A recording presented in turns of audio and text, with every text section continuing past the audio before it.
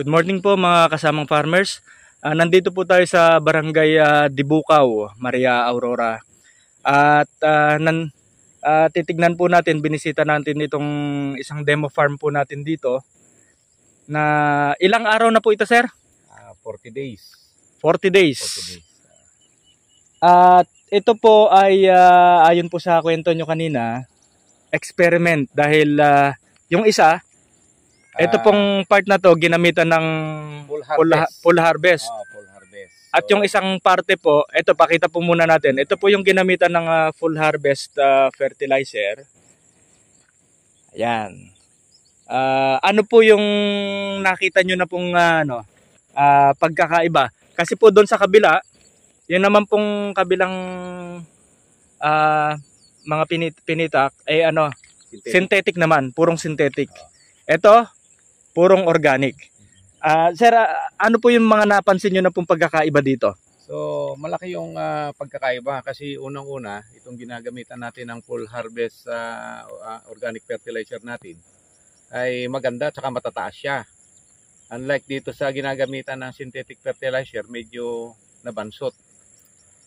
So, napaganda yung naging epekto ng ng paggamit ng organic fertilizer ng Victory Global. Full harvest organic fertilizer. So makikita naman nyo habang kasi weekly binibisita namin ito at nakikita namin kung ano yung nagiging pagbabago. So malaki nagiging difference niya. Unang-una, nakatipid ng husto rito sa paggamit ng organic fertilizer compare dito sa synthetic fertilizer. Itong ginamitan ng organic fertilizer na ito ng Victory Global is 1 hectare. Itong sa kabila 2,500 square meter, that is 1/4 hectare. So makikita naman po niyo sa video na malaki yung pagkakaiba niya. Sige po, ipapakita lang po natin saglit uli. Yung pong sinom ko kanina sa unang bahagi po ng video na ito. Ito po yon. Ito po yung ginamitan po natin ng full harvest. At mapapansin nyo po, nagtitillers na po siya. Nag-uumpisa na.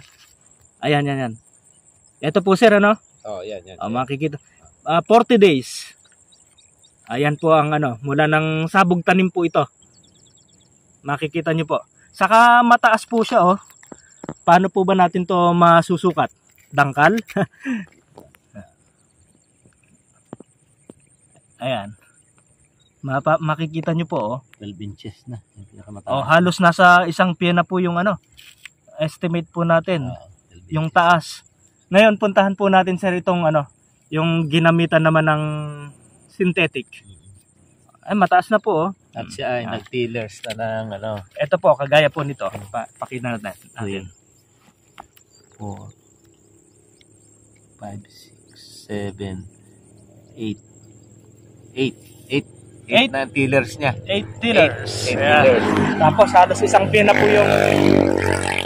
po yung taas. Ito naman pong kabila, puntahan lang po natin saglit.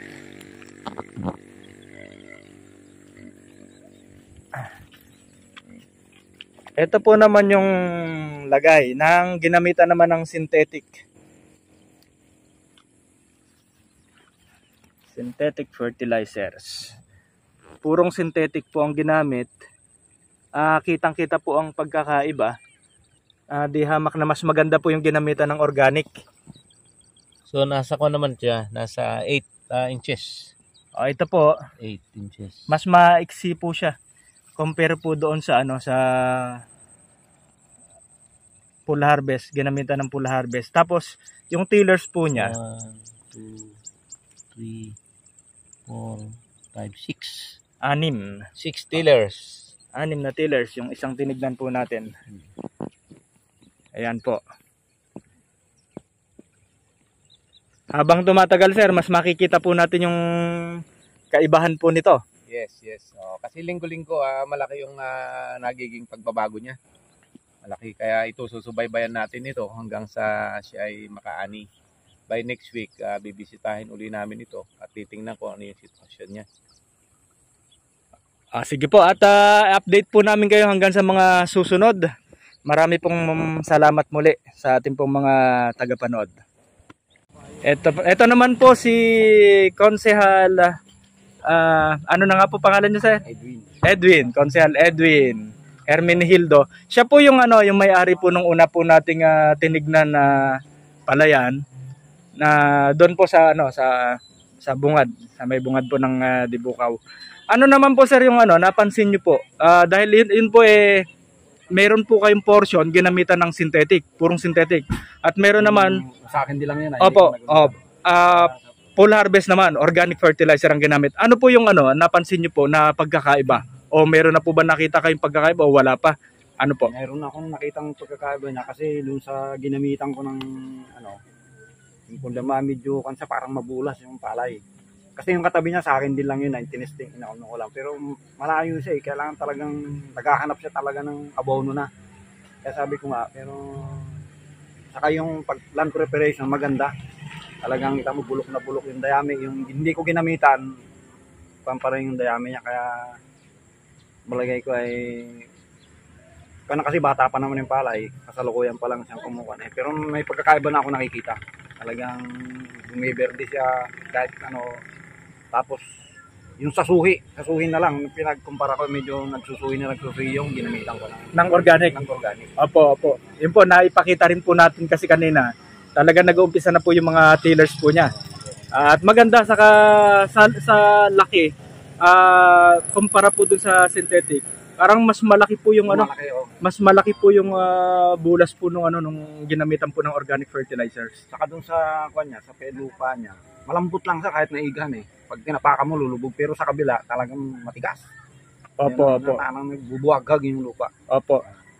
Siguro kaya madali siyang yung mga ugat, siguro yung madali siyang kumapit sa loob.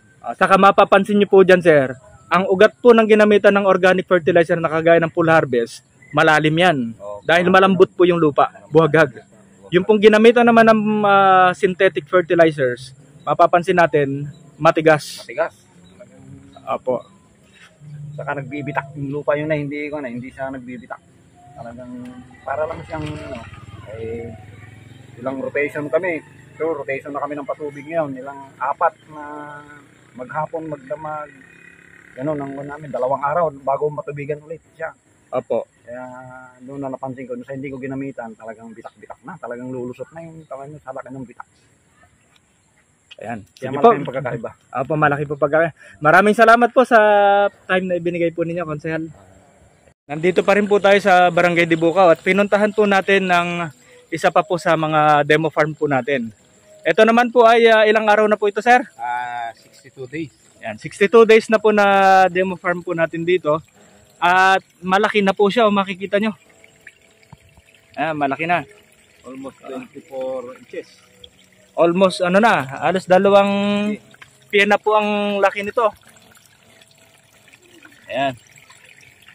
Tapos ang tillers po niya, ano nga po tayo? 28. Mag-sample po tayo ng Ayan. Pili tayo ng isa. Magbilang tayo ng tillers. Yan. Tillers. Okay. 1, 2, 3, 4, 5, 6, 7, 8, 9, 10, 11, 12, 13, 14, 15, 16, 17, 18, 19, 20, 21, 22, 23, 24, 25, 26. 26 tillers. Ayan, makikita nyo po. Ang ganda po dito. Ang ganda po ng tanim. Ano pong ginamit po na paraan dito? Ito po ay ginamitan ng drum seeder. Ang kanyang binhi ay 30 kilos lamang. At ito po ay ginamitan simula sa land preparation hanggang sa ngayon. Ginamitan po ito ng full harvest organic fertilizer ng Victory Global. Wala pong anumang synthetic fertilizer na ini-apply dito. Ayan. At ang ginagawa po nating management naman po dito pagdating sa mga damo, binubunot lang po natin. Binubunot lang po ito, hindi Opo. po ini-advise na kumbaga gamitan ng lason para masigurado natin na talagang organic lahat yung ginagamit. Ano po ba nangyayari pagka inisprayan po natin ng pangdamo, ang palay? Ang palay po kasi once na ginamitan natin ng pandamo yan, lalo na yung mga lason, ay nasasaktan siya. Ang mangyayari po niyan, maapektuhan yung kanyang paglaki, mababansot, at yan ay magkukulay dilaw. Ayan po. Nasusunog po, nasusunog. Opo. At isang paglilinaw lang po, ang ginagawa po natin sa full harvest, ito po yung fertilizer. Dahil fertilizer po yung full harvest natin, syempre, hindi naman maiwasan talaga na mayroong tutubong damo. Bagamat ang technology po na ating pong tinuturo ay yung pong pagmamanage ng damo, hanggat maaari, mauunang palakihin po natin yung palay. Pero hindi po maiwasan talaga na mayroong pong tutubong damo. Opo, ngayon ang ginagawa lang po natin dyan, hanggat maaari, bunot lang kung mayroong ano. At makikita nyo po ito, mayroon po siyang mga mangilang-gilang damo. Ito po, kaya ganyan na po siya kaganda. Binunutan na lang po siya ng damo, sir. Yes. Opo, mas okay po yon. Mas maganda kasi pagka Mas maganda po. bunot, Opo. para hindi masaktan yung palay pag inisprayan siya ng synthetic na ginagamit sa pampatay ng damo. Opo, dahil talagang maapektuhan po yung paglaki din ng palay. Apektado. Apektado. Mababansot talaga siya. Opo. At nandito po yung interviewin na rin po natin, kukumustahin lang po natin. Andito rin po yung may-ari nito pong ating pong palayan. Sir, ano po pangalan nyo? Tudoran Spears Joy. Junior po. Opo. Kumusta naman po sa obserbasyon po natin na base po sa ating pong karanasan nung gumagamit pa po tayo ng synthetic fertilizer saka ito pong full harvest, ano po yung nakita nyo pong pagkakaiba? Malaki po sir yung pagkakaiba. Dahil sa 3G foliar, maganda po yung pagkano ng palay po. Opo. Kesa yung nagbubukid po ako noon na walang hindi maganda po. Opo. Ngayon po, nakita nyo yung kaibahan. Maganda po talaga ang epekto po nung ginagamit natin full harvest. Maganda po sir. Opo. Pagdating naman po sa gastos, ano naman po ang napansin nyo? Po, bumaba po ang gastos nung nakaraan na bubukid ko po.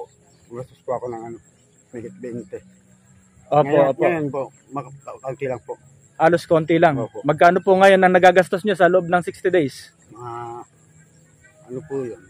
Mga nakaapat pa lang akong pag-spray. 4 na spray pa lang. Opo, yung sa foliar. Ay, ganun po ba? Opo. De halos super tipid po talaga. Opo, tapos ang epekto pa po sa pananim natin, maganda. Maganda po. Napakaganda po. Okay po. Maire-recommend po ba natin to sa ating po mga kapwa farmers? Subukan po. Pagka nagustuhan po nila, makita po nila yung ani, saka yung mga sa bagay, abangan po natin to. Pero ngayon pa lang po, makikita naman po natin kung gaano po kaganda yung tanim na palay ni tatay. Makikita nyo.